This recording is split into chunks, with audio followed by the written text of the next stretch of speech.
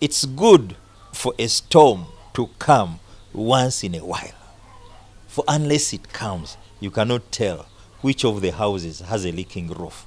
COVID has exposed the churches as rotten, with leaking roofs, as empty, fraudulent, the men and women in there, liars and soothsayers. Too far from what people have always known, that they are near to God. Why do I say this? When the president, and actually worldwide, it's not only in Uganda, worldwide, heads of state, the politicians have risen and closed places of worships, including churches, even those manned by so-called generals of God, miracle maestros, miracle workers, prophets. People have the power to foresee. You go to him and he says, this is your problem. This is your problem. In the Lord. Hallelujah. I pray for you. In the name of Jesus. Be delivered. Then you see people falling. It has shown that as empty. And the question being asked is, where are the prophets? Where were they when God was planning this? Why did they forewarn the masses, the world, that we had a problem that was coming and we had to be prepared for it? Instead, they promised them prosperity, no death, riches, breakthroughs. That is what was promised. And where are the miracle workers?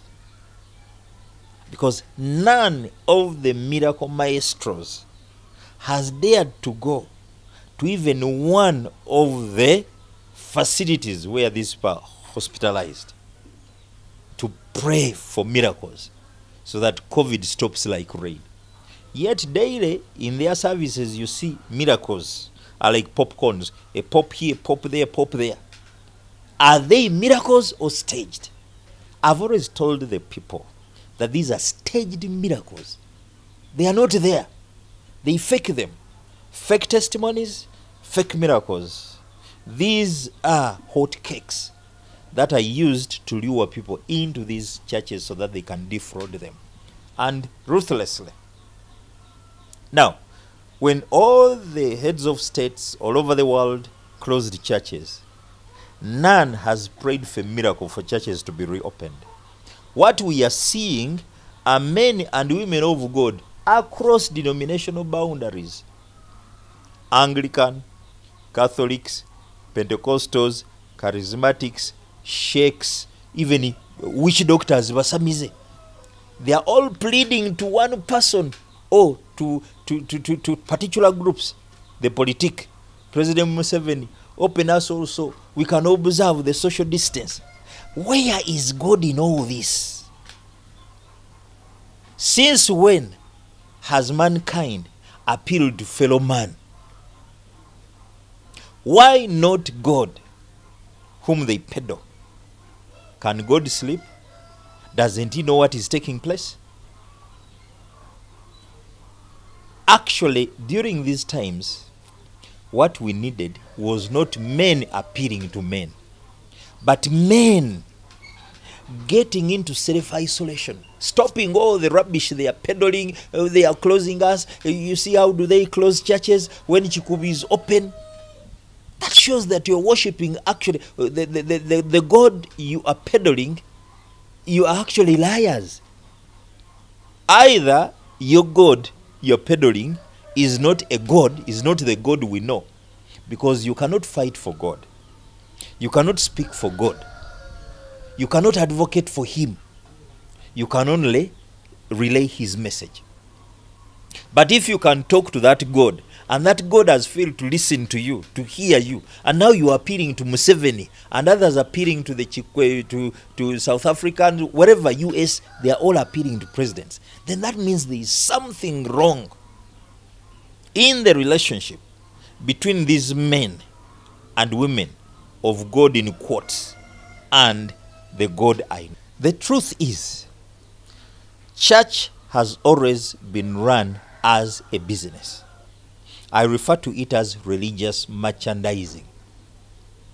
People in the pews, men and women, have long left the living God, who's merciful, who's loving, who's kind, who's gracious, the provider.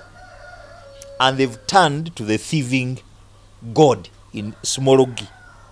So these men and women have been fleecing the masses in the pews, using God as a catchword. No mercy, no love for even the flock. Now, when the churches were closed, do you remember their first action was, I remember the Archbishop Church of Uganda wrote a letter to all the bishops instructing them to ensure that the tithes and offerings are collected even in the midst of COVID. He said, and I quote, "Teach them to either use mobile banking or send money using mobile money, or they come to the churches during the week. One comes to the church during the week and pay the money, even if that person is suffering from COVID. To them, COVID was not the issue. The issue was getting money from them." Then he said, if they cannot come, then they should do this. They should keep that money properly, not taking off even a shilling. Then after COVID, then they'll come with the money and will give God a very, very big offering, and then we get very good blessings. That was the first instance. And what did these other pastors do? They put mobile money numbers. Send your tithe on mobile money. Send your offerings on mobile money. People were not working. Your first instinct is bring the money. You well know people are not working and you demand the money. When they realized that people were not giving the money, and I hammered them, how do you ask money in these times? The Bible is clear. What is the role of the tithe? Tithes are supposed to be shared between one, the Levite, who is the priest, the pastor, the reverend, then two, the widows, the orphans, the destitute, sick, people in need who cannot afford care, so that they can also rejoice in the living God. What has tithe been doing and offering? They've been servicing the lifestyle of these fraudulent men and women of God. They've added on the seed of faith. I heard Kayanja recently say, no, you cannot tell people to sow, to give the tithe when they are not working. And it's very, you don't have people should not be paying tithes now. But what you do, you can sow a seed. Hey, these are fraudsters. A seed, the seed as it is peddled, as it is taught, is the Christian version of the lottery. What is the lottery? Lottery is gambling. You excite someone that if you sow 1 million, it can be you may get 500 million. And that person, out of excitement, seeking quick gains, gives the money. What does the lottery do? What does Jada do? What did Jada do? What do these gambling houses do? They promise quick breakthroughs. If you buy a ticket, say even this lotto, if you buy a ticket, say if you send 500 shillings, you can be a winner of 20 million shillings. And people give, you see someone addicted in giving until they lose hope. They've lost everything. So tithe, I'll teach it one day. It is the Christian version of the lottery. It is non-existent in the Bible. Seed of faith, I mean, seed of faith is the Christian version of the lottery. It is nowhere existing in the Bible. That is part of the extortion gospel. I call it the gospel of extortion. And it is so, it is like a wildfire. People are peddling it because they are gaining out of it. Why is the church hit? Why are clerics hit? People are no longer giving the tithe. People are no longer giving the seed of faith. People are no longer giving the offertory. Now, what has gone wrong? Churchmen and women, instead of teaching people to work, they've been telling people to sow seeds in churches. They've been telling people to leave their businesses, spend a whole night praying, and the whole day praying. Even before courses were collapsing, I know many employers who no longer want to employ locally. Why? Because they know once you employ him, that person will be will be between, one, the church, and two, the road. Night prayer, day prayer, trans-day prayers. Now, these men and women of God have become experts in manipulation and mind control. The only thing they know is getting money from the desperate masses. So when churches were closed or services were closed, even Muslim clerics, they've all trodden that line. Who started it? The Pentecostals. The Catholics took it on. The Anglicans took it on. The Muslims have taken it on. And now everybody, all these clerics have been, most of them have been looking toward the parishioners to bring the money. Now that that money is not coming, they're saying, now, what do we do? And you know what some have done? They've gone back fishing. They've gone back to doing this other work. I know there is a pastor in Kawempe who had a church. When he realized that people were no longer bringing the offertory, the tithes, he decided to go back. He decided to go into feeding meeting. Now he's doing it. But still, because you've been a cheat here, you're not going to be honest there. Clerics have not been working. And if these men and women had really taught these people to work, no Christian would be poor. Look at my example. I've been teaching people to work. I rear birds, chicken. I have a hatchery. Even during COVID, I've been working. I've not been starving.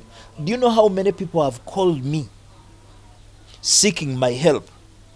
That I give them money, I give them food, and I've been asking them, why don't you talk to your pastor? Say, the pastor cannot pick my phone. He has switched off the phone. Why don't you go to them? They cannot allow us. And I've always wondered, during those good olden days, people were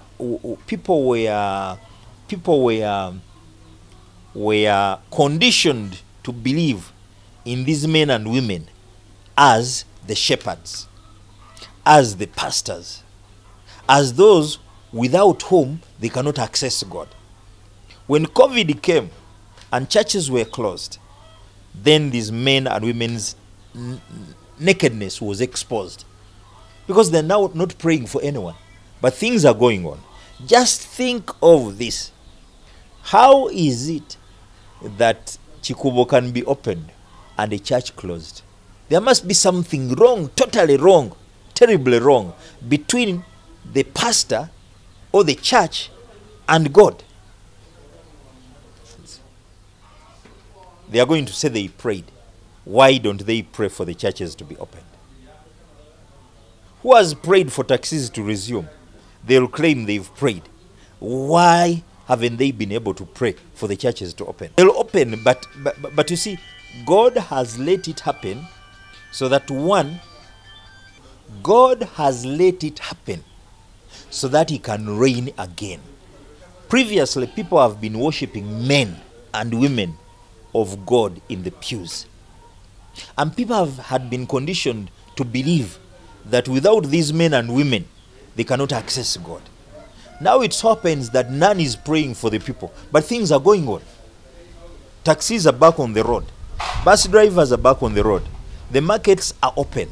The shops are being opened. Even these which are closed will eventually open. Now, why aren't places of worship opened? It's because they have actually totally offended God. They started peddling religious merchandising instead of mercy, love, care, compassion. They've been enriching themselves at the expense and plight of the poor, the weak, the desperate. And now God says, let me teach you a lesson. For all these you starve so that you can get back to your original cause and cause. So that is why we have churches, mosques, places of worship still closed. And you churchmen and women, instead of appealing to Museveni, instead of appealing to political leaders,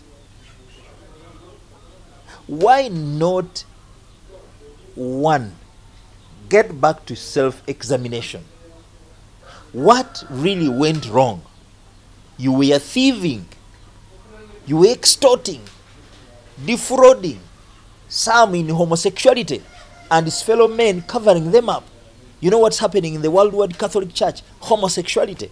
You know what has happened in the Ugandan Pentecostal movement? Homosexuality, fraud. Look at the papers, look at the media, full of stories of clerics involved in all sorts of abominations, ranging from fraud, extortion, sexual abuse of children, women, marital breakage, fraud, and so on and so forth.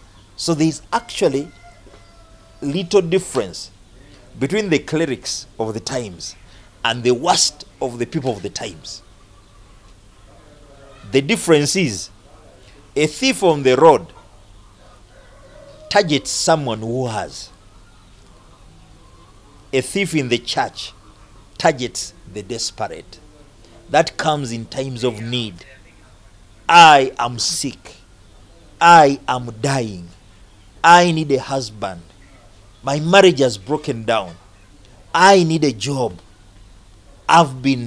My land is being taken away. So the thieves in the pews target that group. They are committing a great abomination in the name of the Lord.